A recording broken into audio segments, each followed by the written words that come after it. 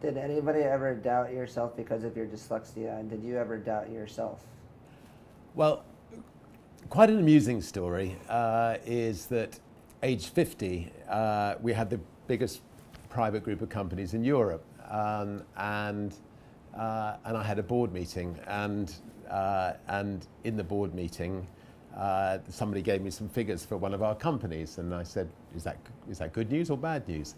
And one of my directors looked at me and said, "Richard, you don't know the difference between net and gross, do you?" And I went, "Okay, well, you know, I hadn't admitted it to anybody, but I didn't." So he pulls out a bit of paper and he brought some crayons in. So he colours the piece of paper in blue, and then he puts a net in the blue sea, and says, and then he puts a little fish in the net, and he says the fish in the net, they are your profit at the end of the year, and the rest of the sea, which are outside the net, that's your turnover. And suddenly I went, okay, I now know the difference between net and gross.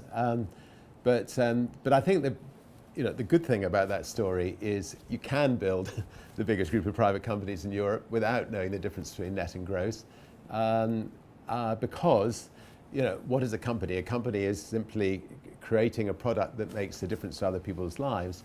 And if you can create, you know, a better company than other people that make a difference to other people's lives, the money will come in, and then you can find somebody else to count the money up at the end of the year, and hopefully more money's come in than has gone out.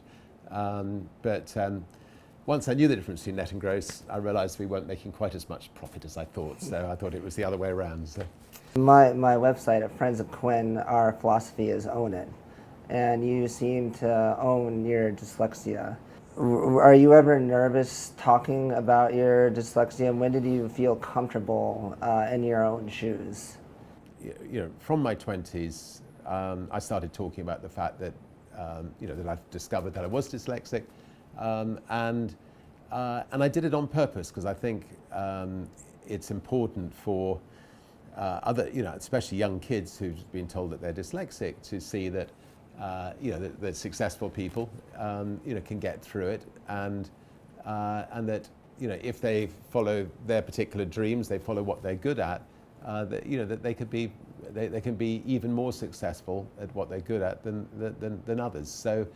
And there are so many people like myself who've excelled in their, you know, individual professions, who have been dyslexic. So I think it's really important that, you know, people who are dyslexic get out and talk about it. You know, people are really scared of this thing. Yeah.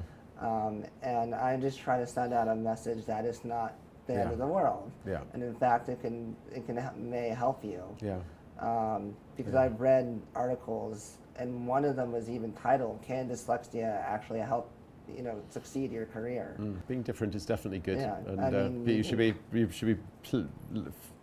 proud of whatever you are. Yeah, and, I mean, and being different, you can go to space. Yeah, exactly. You can get other people to build the spaceships. You don't have to build them yourself. Sir Richard, I would really like to thank you for being here and taking your time to do this interview with me. Pleasure. Great. Thanks a lot.